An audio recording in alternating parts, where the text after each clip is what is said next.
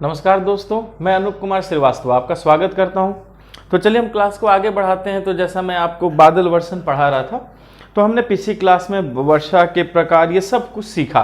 देखिए, आज हमें बादलों के बारे में सीखना है और याद रखिए बादल से भी जनरली प्रश्न पूछे जाते रहे। तो मैं आपको अभी पूरा बादल पढ़ाऊंगा और उसमें एक दो बादल पे मैं इंपॉर्टेंट का मार्क लगवा दूंगा। आप उसे जरूर कवर कीजिएगा बच्चे, मैक्सिमम प्रश्न वहीं से पूछे जाते हैं। क्लियर है? चलिए तो हम शुरू करते हैं आज की क्लास और हमें पढ़ना है बादलों के बारे में। स्पष्ट है बच्चे? तो याद रखेंगे कि सबसे पहले अगर आपसे बादल के प्रकार अगर पूछे जाएं कि बादल कितने प्रकार के होते हैं, तो बच्चे जैसा मैंने आपको पिछले भी कहा था कि बादल के प्रकार कितने हैं, 10 प्रकार हैं। और ये कितने भाग में है? 3 भाग में। ठीक है, तो इस बात को सभी बच्चे याद रखिएगा कि बादल के प्रकार अगर कहा जाए तो बादल 10 प्रकार के हैं और कितने भाग में हैं? 3 भाग में। तो चलिए बच्चे, मैं सबसे पहले भाग से शुरू करता हूं। ठीक है, ये जो पहला भाग है उसे हम उच्च बादल कहते हैं। क्लियर है? पहले भाग को हम क्या कहते हैं? उच्च बादल कहते हैं, हाई क्लाउड कहते हैं। तो यहां सभी बच्चे याद रखिएगा, ये उच्च बादल है, हाई क्लाउड। अब ये क्वेश्चन है कि उच्च बादल की ऊंचाई कितनी होती है। याद रखिएगा कि बादलों की ऊंचाई से भी प्रश्न पूछे जाते हैं। तो उच्च बादल की ऊंचाई सभी बच्चे याद रखेंगे 6000 मीटर से लेकर 20,000 मीटर को हम क्या कहते हैं बच्चे? उच्च बादल। और ये इसकी ऊंचाई होती है। यहां तक समझ में आए? चलिए, अब उच्च बादल में कितने बादल हैं? तो सभी बच्चे याद रखेंगे कि उच्च बादल में 3 प्रकार के बादल हैं या 3 बादल हैं। तो देखिए, इसमें सबसे पहले को जो पहला बादल है हमने उसे क्या नाम दिया? पक्षाभ बादल। और पक्षाभ बादल को हम कहते हैं सिरस क्लाउड। क्या कहते हैं? सिरस क्लाउड। तो बच्चे सबसे पहला प्रश्न है कि सबसे ऊंचे बादल को क्या कहते हैं? तो हम क्या कहेंगे? पक्षाभ बादल, क्योंकि उच्च बादल में ही तो पक्षाभ बादल है। तो सबसे पहले याद रखिएगा कि जो पक्षाभ बादल है यही क्या है? सबसे ऊंचे बादल है। इसलिए बच्चे सबसे ऊंचे बादल हैं क्योंकि ये उच्च बादल में ही आते हैं। तो अगर आपसे नाम पूछा जाए और पूछा जाए कि बताओ सबसे ऊंचे बादल कौन है, तो आप क्या नाम देंगे? कि जो सबसे ऊंचे बादल हैं उसी को क्या कहते हैं? हम पक्षाभ बादल कहते हैं। यहां तक क्लियर हो गया? अच्छा, एक बात याद रखिएगा बच्चे, ये सबसे ऊंचे बादल हैं और ये सफेद रंग के होते हैं। किस रंग के होते हैं? सफेद रंग के होते हैं। स्पष्ट है? एक बात याद रखिएगा बच्चे, प्रकृति में अगर कोई भी चीज सफेद रंग की है इसका मतलब है वो बर्फ से बने हैं। तो इस बात को सभी बच्चे याद रखेंगे कि जो पक्षाभ बादल है, एक तो ये सबसे ऊंचे बादल हैं, ये सफेद रंग के हैं क्योंकि ये हिम से निर्मित है। किससे निर्मित है बच्चे? हिम से निर्मित है, बर्फ से निर्मित है। और याद रखिए, बर्फ से निर्मित होने के कारण क्या होता है कि इससे बच्चे ये सफेद नजर आते हैं और ये बहुत ही चमकते रहते हैं। स्पष्ट है? अच्छा, एक बात याद रखिएगा कि ये बिखरे हुए या असंगठित होते हैं। ये बिखरे हुए, क्लियर है बच्चे? ये बिखरे हुए एवं असंगठित होते हैं, यानी ये एक जगह नहीं होते, ये बिखरे हुए और क्या होते हैं बच्चे? असंगठित होते हैं। तो जरा आप सोचो बच्चे, एक तो ये सबसे ऊंचे बादल है, इसका मतलब है गुरुत्वाकर्षण बल यहां कमजोर होगा। उस पर से मैं कह रहा हूं कि ये बिखरे हुए और असंगठित हैं। तो अगर ये फैले होंगे और असंगठित होंगे तो आपस में इकट्ठा हुए ही नहीं, भार बढ़ा ही नहीं, तो फिर गुरुत्वाकर्षण कैसे खींच पाएगी? तो याद रखना है बच्चे कि इनसे वर्षा नहीं होती। क्लियर है? इस बात को हमें याद रखना है कि इनसे वर्षा नहीं होती। स्पष्ट है? इसलिए नहीं होती क्योंकि ये पृथ्वी के ग्रेविटी पुल में नहीं आ पाते। इनकी ऊंचाई भी क्या है बच्चे? बहुत अधिक है। इसलिए याद रखिएगा कि इनसे क्या होता है कि इनसे वर्षा नहीं होती। अच्छा, एक चीज है कि ये अगर आपको आकाश में दिखते हैं तो ये चक्रवात के आगमन के पहले नजर आते हैं। क्लियर है? इस बात को याद रखना है कि चक्रवात आगमन के पहले नजर आते हैं, चक्रवात के आने के पहले ये नजर आते हैं, आने के पहले ले देखते हैं। पूरी बात समझ में आ गई? तो बच्चे इस पॉइंट्स को आप नहीं भूलेंगे, आपसे सिंपल ऐसे ही प्रश्न पूछा जाता है। क्लियर है?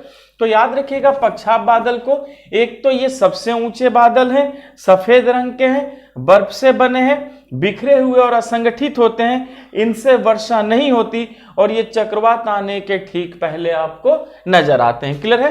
तो यहाँ बच्चे हमने सबसे पहले उच्च बादल में जो पहला नाम था पक्षाभ बादल, इसको हमने बखूबी सीखा। क्लियर है? अब बच्चे ए के बाद अब हमें जाना है बी में और देखते हैं कि बी में जो है कौन से बादल हैं। पूरी बात समझ में आ गई बच्चे आपको? ठीक है, चलिए अब ये देखिए, पहले मैं इसको मिटा देता हूं।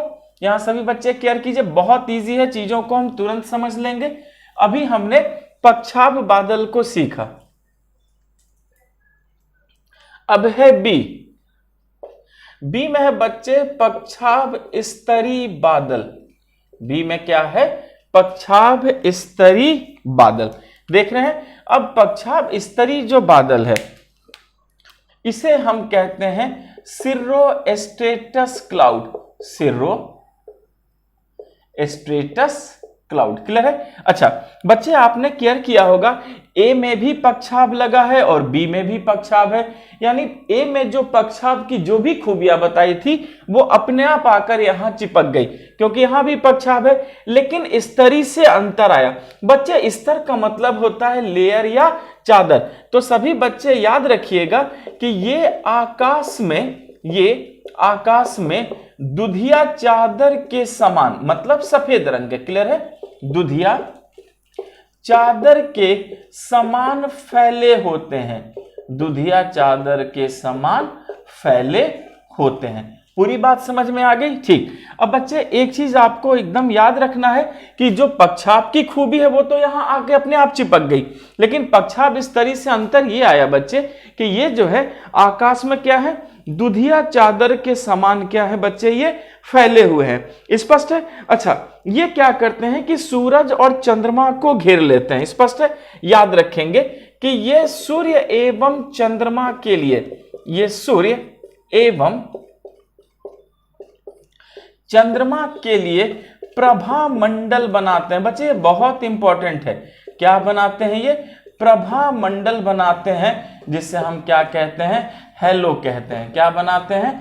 प्रभा मंडल बनाते हैं। तो इस बात को आप सभी बच्चे याद रखेंगे कि आकाश में दुधिया चादर के समान फैले होते हैं। सूर्य और चंद्रमा के लिए क्या बनाते हैं? प्रभा मंडल बनाते हैं। अब समझिए बच्चे प्रभा मंडल होता क्या है। आपने जनरली देखा होगा बच्चे, कभी कभी या बारिशों के दिनों में अगर मान लीजिए सूरज है तो सूरज को कोई बादल क्या करते हैं? ऐसे ढक लेते हैं। जैसे देखिए बच्चे, ये देख रहे हैं एक सूरज को किसी बादल ने ढक लिया, तो आप देखते हो कि बादलों में छेद सा हो जाता है और उस छेद से ही सूरज की रोशनी चारों तरफ आने लगती है।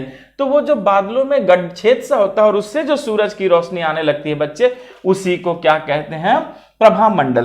तो इस बात को याद रखिएगा कि अगर आपसे ये पूछा जाए कि बताइए प्रभा मंडल का निर्माण कौन करता है, तो आप कहेंगे बच्चे पक्षाभ स्तरी मेघ, पक्षाभ स्तरी बादल। ये इसका एक इंपॉर्टेंट फीचर है जो ये सूर्य और चंद्रमा के लिए क्या करता है? प्रभा मंडल बनाता है। अच्छा एक चीज याद रखिएगा कि ये भी निकट भविष्य में चक्रवात के आगमन की सूचना देता है। इसको भी याद रखिएगा बच्चे कि ये भी जो है ये भी चक्रवात आगमन की सूचना देता है। चक्रवात आगमन की सूचना देता है। पूरी बात समझ में आ गई?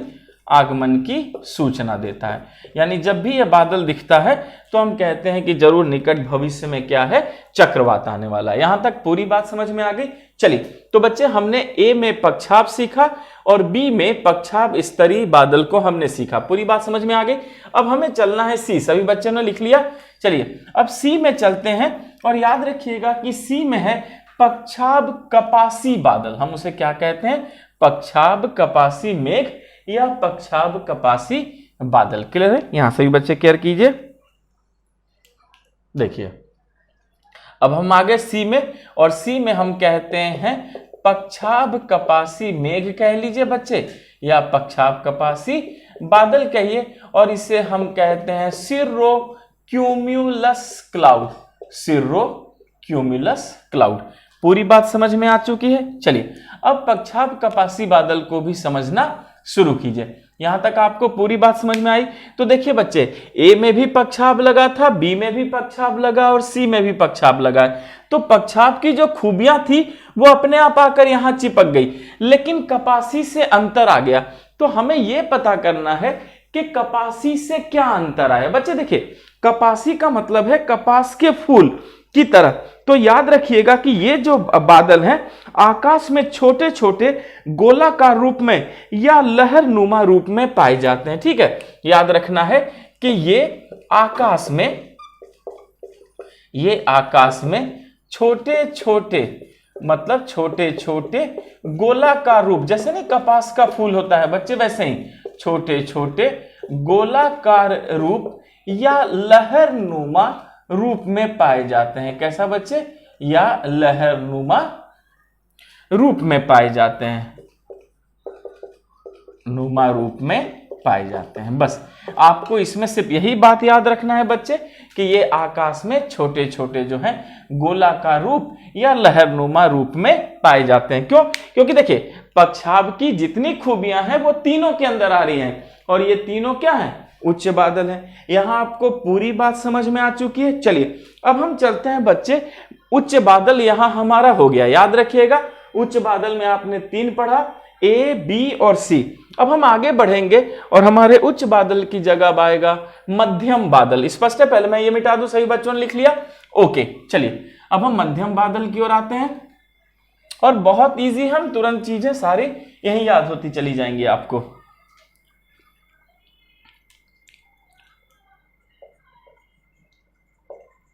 मध्यम बादल, क्लियर है बच्चे? याद रखिएगा कि मध्यम बादल को मिडिल और एल्टो क्लाउड भी कहते हैं, एल्टो क्लाउड।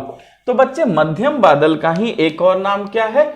एल्टो बादल भी है। स्पष्ट है? अच्छा, अब यह है कि मध्यम बादल की ऊंचाई क्या है। याद रखिए, ऊंचाई भी आपको याद होनी चाहिए। तो इसकी ऊंचाई है बच्चे 2500 मीटर से लेकर 6000 मीटर तक। पूरी बात समझ में आ गई? तो मध्यम बादल की ऊंचाई कितनी है? 2500 मीटर से 6000 मीटर। अब यहां याद रखिएगा कि मध्यम बादल जो हैं 2 प्रकार के हैं। कितने बच्चे? 2 प्रकार के हैं। अब इस 2 में क्या है? पहला है उच्च स्तरीय बादल।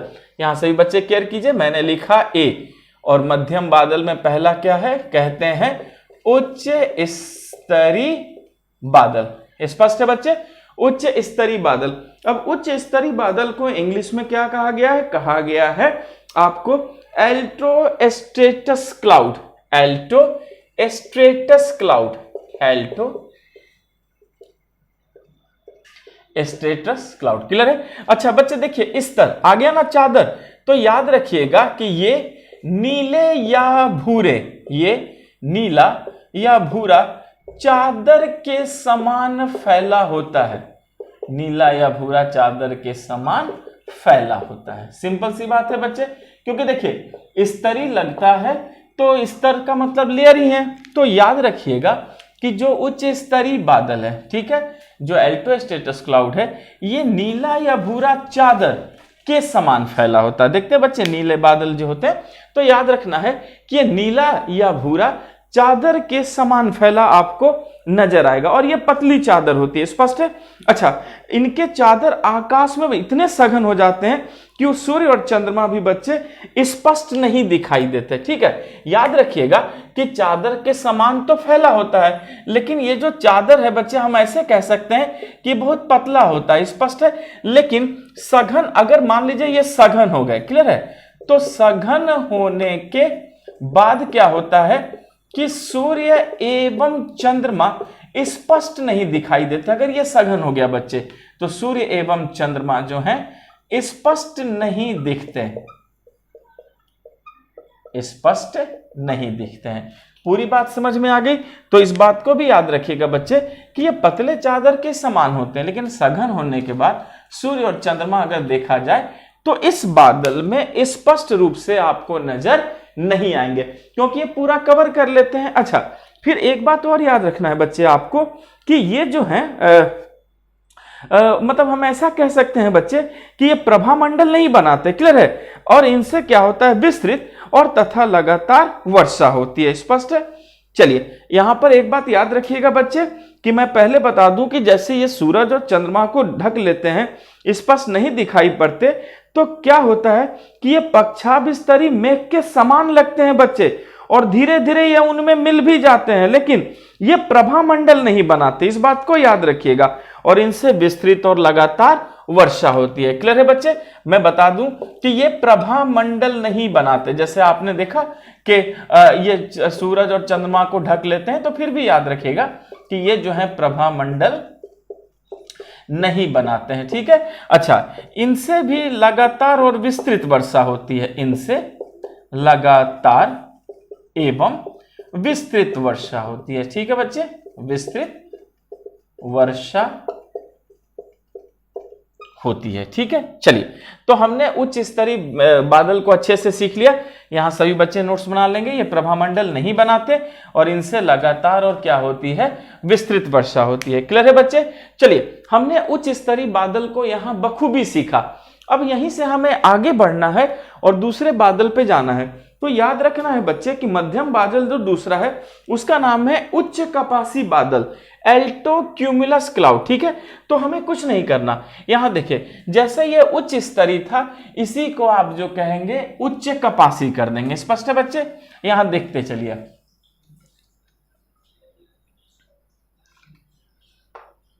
उच्च स्तरीय, तो यहां पर हमें स्तरीय को नहीं रखना, अब हमें यहां पर क्या लिख देना है, कपासी, उच्च कपासी बादल, एल्टो क्यूमुलस क्लाउड। पूरी बात समझ में आ गई? अच्छा बच्चे, यहां पर फिर केयर कीजिएगा, जैसे मैंने कपासी शब्द कहा तो आपके दिमाग में फिर वही आया होगा, कपास के फूल के समान। तो डेफिनेटली हमें यहां भी इसी बात को सोचना है, कपास के फूल के समान। तो याद रखिएगा कि ये भी क्या होते हैं कि गोलाकार रूप में या लहरों के रूप में पाए जाते हैं, और कुछ नहीं है बच्चे। क्लियर हो चुका? अच्छा, अंतर केवल ऊंचाई का या विस्तृत क्षेत्र का ही है और कुछ भी नहीं है। स्पष्ट है? तो याद रखेंगे ये भी गोलाकार या लहरनुमा रूप में पाए जाते हैं और कुछ नहीं बच्चे, ये गोलाकार या लहरनुमा रूप में पाए जाते हैं, जैसा मैंने पिछली बारे में आपको बताया था, लहरनुमा रूप में पाए जाते हैं और कुछ भी नहीं है इसमें। स्पष्ट हो चुका बच्चे? पाए जाते हैं। क्लियर है? तो याद रखिएगा कि उच्च कपासी बादल की अभी यही खूबी है कि ये जो कपासी मैंने आपको बताया था, पक्षाभ कपासी बादल, तो ये भी बच्चे पक्षाभ कपासी बादल की तरह ही आपको गोलाकार और पंक्ति या लहरों के रूप में नजर आते हैं और कुछ भी नहीं है। स्पष्ट है? चलिए, हमने यहां पर मध्यम बादल को बखूबी सीखा। अब बच्चे हमें सबसे इंपॉर्टेंट बादल को अब पढ़ना है, जो कि निम्न बादल है। क्लियर हो गया?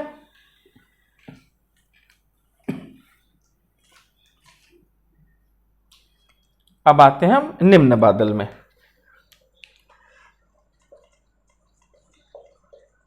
निम्न बादल,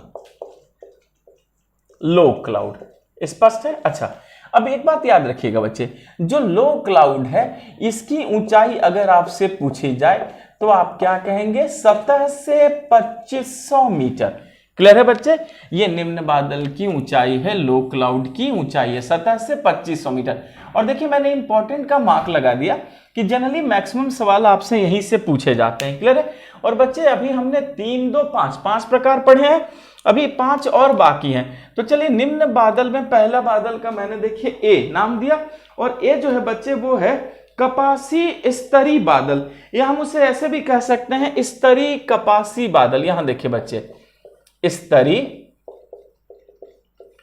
कपासी बादल। क्लियर है बच्चे? स्तरीय कपासी बादल, और स्तरीय कपासी बादल को ही हम बोलते हैं स्ट्रेटो क्यूमुलस क्लाउड। क्या कहते हैं हम इसे? Strato cumulus cloud, strato cumulus cloud.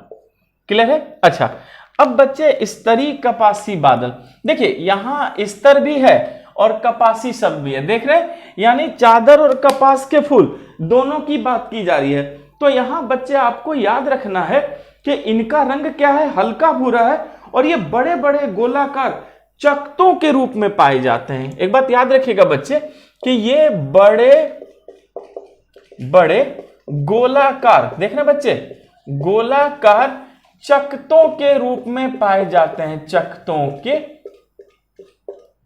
रूप में पाए जाते हैं। जैसे बच्चे इस तरह गोलाकार ऐसे आपको खूब बड़े बड़े चकत्तों के रूप में मिलेंगे।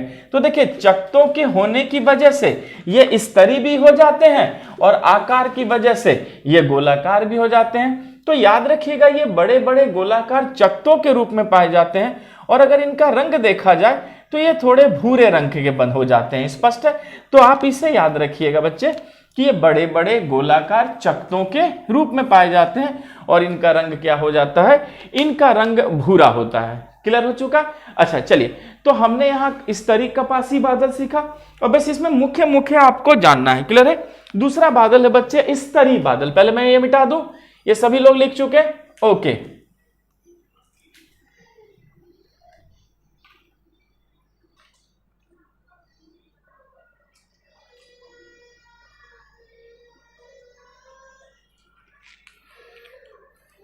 अब जो बच्चे बी है, स्पष्ट है?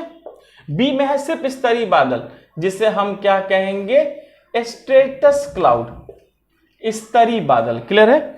स्ट्रेटस क्लाउड। तो चलिए हम स्तरी बादल को भी समझना शुरू करते हैं कि आखिर स्तरी बादल क्या है। बच्चे देखिए स्तर, आप स्तर से ही अंदाजा लगाइए, ये जो है ना कुहरे के समान होंगे। ये कैसा लगेगा आपको? कुहरे के समान। ठीक है, ये देखिए बच्चे, ये कुहरे के समान होते हैं, ये कुहरे के समान होते हैं। स्पष्ट है बच्चे? क्लियर है? लेकिन याद रखिएगा धरातल से सटे नहीं होते। ये मत सोचिएगा धरातल से सट जाएंगे। क्लियर है? धरातल से सटे नहीं होते। क्लियर है? ऐसा नहीं होता है सतह से 2500 मीटर के बीच पाए जा रहे हैं तो कुहरे के समान हो तो आपको ये लगेगा कि ये धरातल से सटे हुए हैं। तो नहीं बच्चे, ये आप नहीं सोचिएगा, याद रखिएगा ये धरातल से सटे नहीं होंगे। स्पष्ट है? अच्छा, अब एक्चुअली क्या है कि इनकी रचना जो है कई परतों में हो जाती है।